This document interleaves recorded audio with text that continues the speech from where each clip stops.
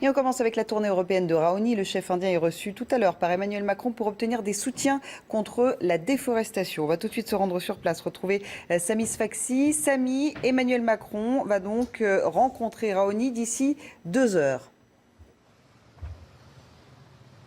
Oui, écoutez, Claire-Elisabeth, cette rencontre entre Emmanuel Macron et ce chef Raoni, elle s'inscrit, vous le disiez, dans une tournée européenne du célèbre chef brésilien qui lutte, vous le savez, depuis de nombreuses années maintenant pour la préservation de cette forêt amazonienne, cette forêt brésilienne. De nombreux sujets vont être posés sur la table, à commencer sans doute par le plus actuel, la déforestation de ce poumon du monde. Selon l'ONG Amazon, elle avait baissé cette déforestation de façon drastique entre 2014 et 2012. Elle a repris de manière spectaculaire depuis le 1er janvier, depuis l'élection de Jair Bolsonaro, de plus de 54%. Le nouveau président brésilien l'avait déclaré ouvertement. Oui, je souhaite faire de cette forêt amazonienne une nouvelle ressource économique pour le Brésil. Et puis il va y avoir un autre sujet qui va être abordé, ce sujet concernant la montagne d'or, l'exploitation de cette mine d'or à ciel ouvert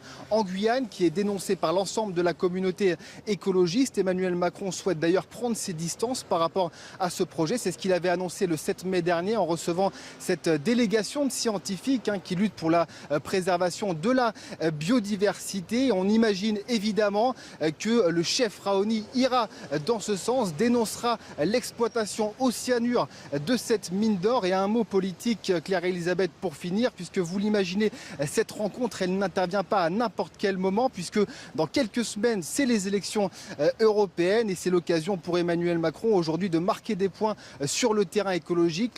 Ce thème qui est prédominant dans cette liste Renaissance qui est emmenée par Nathalie Loiseau dans le cadre de ces élections européennes. Merci beaucoup Samy, merci aussi à Fabrice Elsner qui vous accompagne. Alors cette rencontre entre Raoni et Emmanuel Macron, on va en parler avec nos invités. Laure Grégoire, bonjour, vous êtes porte-parole de l'Alliance pour la préservation des forêts. Alice Gontier, responsable de la communication de l'association Cœur de Forêt, et Harold Iman, responsable du service international de CNews. Alors on le sait, Raoni, c'est ce que nous a dit Samy, tente de sensibiliser le monde entier à la déforestation qui, Harold, s'est intensifiée depuis l'arrivée au pouvoir de Jair Bolsonaro. Oui, il avait promis dans sa campagne toute une série de choses qui vont à contre-courant de ce que faisait le Brésil depuis l'arrivée de Lula au début des années 2000.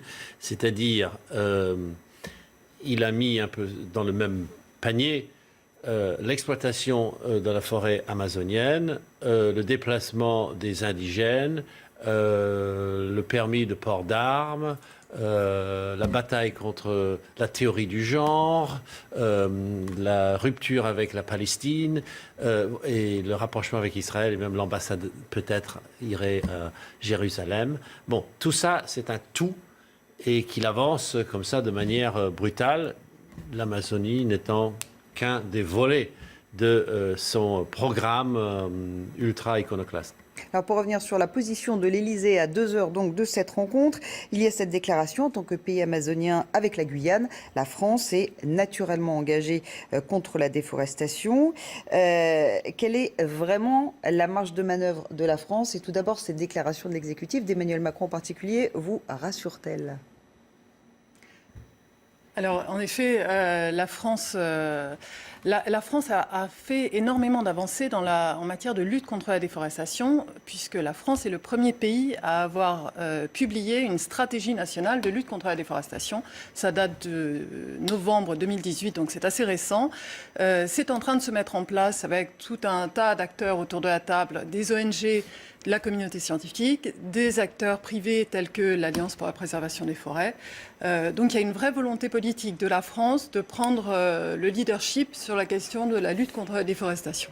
Donc cette rencontre, elle est importante. Ce n'est pas seulement une façade ou une prise de position, une posture de la part d'Emmanuel Macron. Il y a de réels engagements annoncés. Concrètement, sur les mesures qui sont mises en place depuis le début du mandat de notre président, et notamment liées à la stratégie nationale de lutte contre la déforestation, on n'a rien de contraignant pour le moment.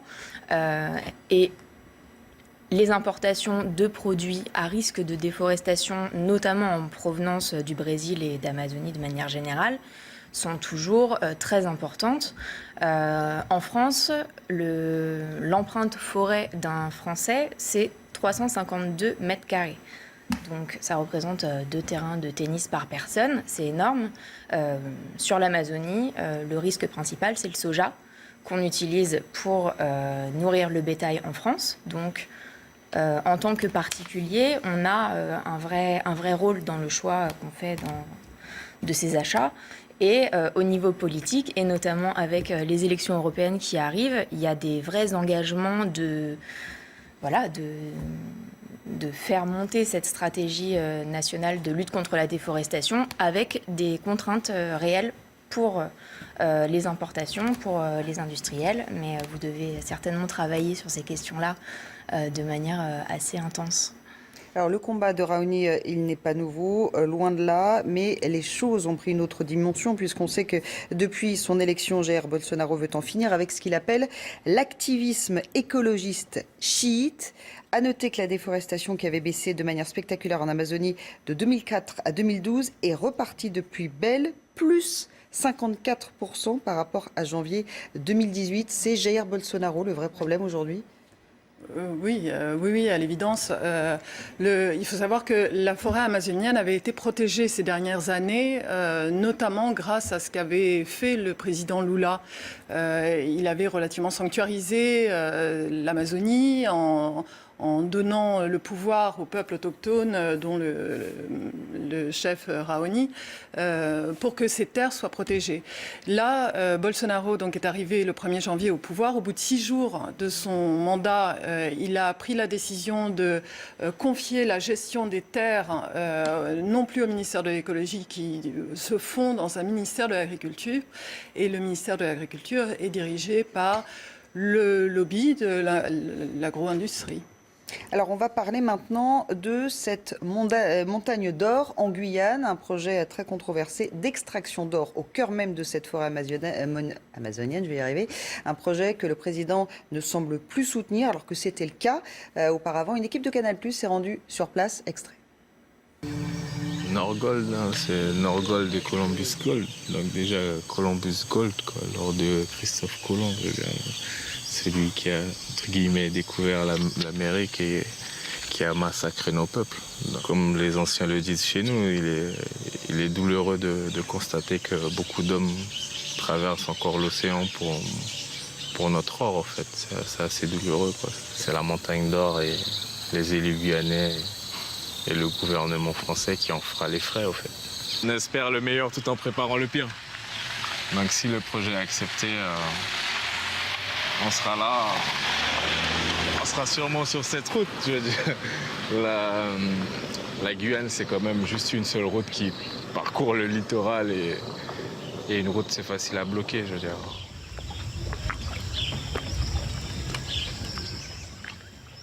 Voilà, extrait de ce documentaire signé François-Xavier Rigaud et Mathieu Préau. On voit bien que ces autochtones sont prêts à tout pour ne pas laisser faire, ne pas laisser l'ouverture de cette plus grande mine d'or à ciel ouvert. Alors combattu de longue date par les associations locales et environnementales, ce projet est désormais critiqué par Emmanuel Macron. Comment vous jugez ce changement de cap de la part du président de la République, qui a pu soutenir ce projet à un moment donné ?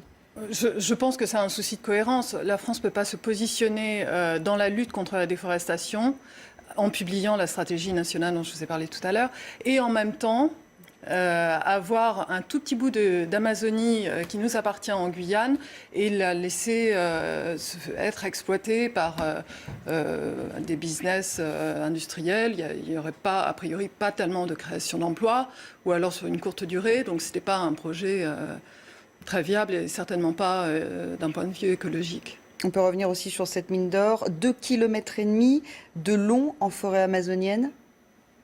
Peut-être avez-vous des précisions sur les lieux, sur la région ? Pas moi, mais... Ce qu'on peut dire, c'est que la Guyane, c'est un hotspot de biodiversité. On est encore sur des forêts tropicales qui sont en partie préservées. Un projet comme celui-là, c'est une dégradation de la biodiversité, des sols sur plus que la surface juste d'impact de la mine. Et c'est des écosystèmes qui seront dégradés pour plusieurs dizaines, voire centaines d'années. Quand on détruit un écosystème, on ne peut pas le reconstituer ou compenser l'impact juste en plantant des arbres à côté ou... voilà, c'est détruit pour toujours, quoi. Alors Harold, il y a aussi quand même une vague de contestation, il faut le noter, au Brésil, avec ces manifestations partout dans le pays contre la politique de Jair Bolsonaro et notamment cette augmentation de la déforestation. On va peut-être pouvoir voir ces images. Est-ce que la marge de manœuvre de ces manifestants, Harold, est-ce que cette prise de position, ces contestations peuvent peser sur les décisions de Jair Bolsonaro ? Puisque Bolsonaro veut l'affrontement, il veut polariser le pays, il s'y attend certainement. Donc il va aller à l'épreuve de force. Il va essayer de jouer comme un Trump tropical. Et le Brésil est quand même plus violent que les États-Unis. Ça peut donner des affrontements violents, meurtriers. Donc c'est un test pour la planète entière. On s'y attendait quand il s'est fait élire. On s'est dit, bon, ben, on l'aura. Cet affrontement et maintenant ça commence. Donc son idée de rayer de la carte ces gens-là, c'est quand même incroyablement passéiste. Je me demande même si l'électorat de Bolsonaro est parfaitement sur cette ligne. Parce qu'au début je disais qu'il avait toute une série de points de vue. Bon, il a dénoncé la corruption, tout ce qu'il pouvait. Le Brésil est tellement corrompu, on aurait du mal à dire qui est le plus, qui est le moins. Mais bon, donnons-lui sa chance, peut-être qu'il n'est pas corrompu. Mais c'était surtout pour ça qu'il a été élu, pour la corruption. Se battre contre la corruption, les élites encastrer, tout ça. Pas tellement pour détruire l'Amazonie. Donc il va avoir une sacrée réaction. Et c'est la même chose au Pérou, en Équateur, autour. En Équateur, il y a exactement la même chose avec des chefs qui se font spolier le peuple chouard, pour en nommer qu'un seul, parce qu'il est passé à Paris, donc je l'ai rencontré il y a quelques temps. Mais il y en a plein, il y en a une foultitude.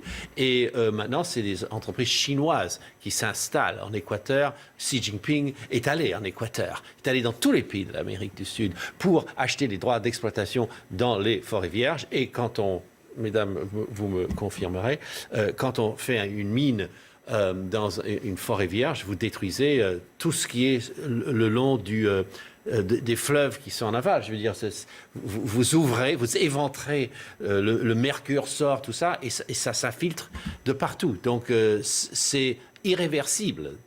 Voilà un peu politiquement ce que moi je retiens. Alors, on va continuer à parler dans quelques instants des enjeux de cette rencontre.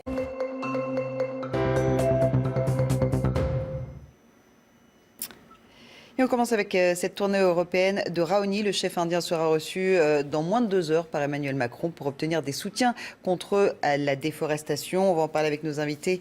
Laure Grégoire, porte-parole de l'Alliance pour la préservation des forêts. Alice Gontier, responsable de la communication de l'association Cœur de Forêt. Et Harold Diman qui est toujours avec nous en charge des questions internationales sur CNews. Alors, on va revenir sur cette déforestation avec le chef de la tribu amazonienne qui s'est exprimé sur CNews, extrait.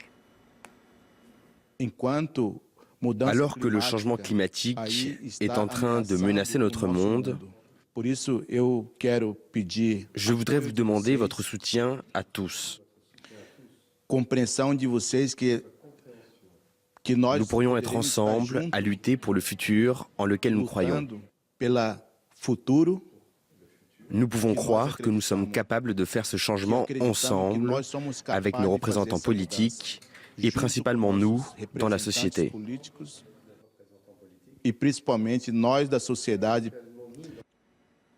Voilà, et ce document consacré à la forêt amazonienne est à découvrir en intégralité ce soir à 21h sur CNews. Nous sommes donc à moins de 2 heures de cette rencontre entre le chef Raoni et Emmanuel Macron. Laure Grégoire, qu'attendez-vous concrètement de ce rendez-vous, de cette rencontre ?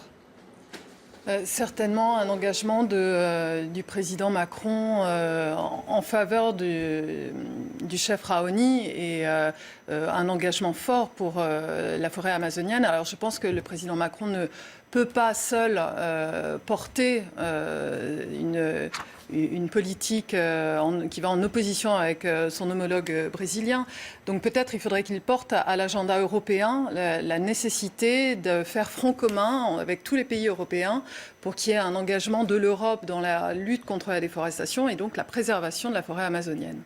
Et puis à 10 jours des élections européennes, on sait que l'environnement est au cœur de cette campagne. Est-ce que finalement le timing est plutôt bon pour cette rencontre entre le chef Raoni et le président ?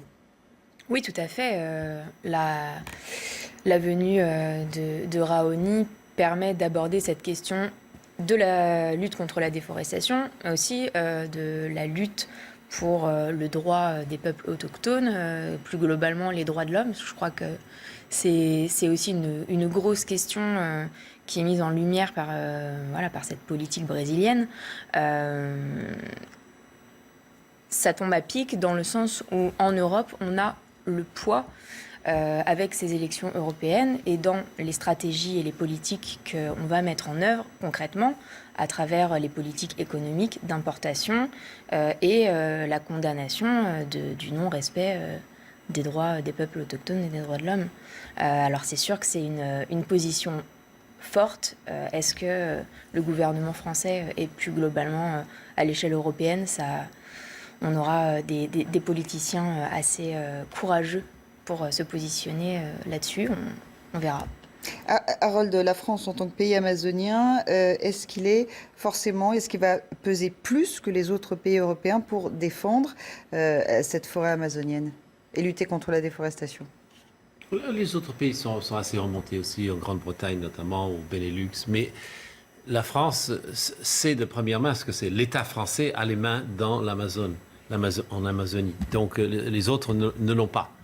Donc on a une expertise, on sait ce que c'est que les terres indigènes et on se gosse de gérer ça mieux que le Brésil d'ailleurs, que notre traitement des Indiens autochtones de la Guyane est le meilleur qui soit pratiquement dans le monde civilisé. Donc voilà, si on veut vraiment perdre la face sur toute la ligne, on laisse faire Bolsonaro et puis on construit une grosse mine au milieu de la Guyane. Voilà, donc on est concerné au premier chef et on est obligé de donner l'exemple. Et ce qu'on fera sera obligatoirement remarqué par absolument tout le monde.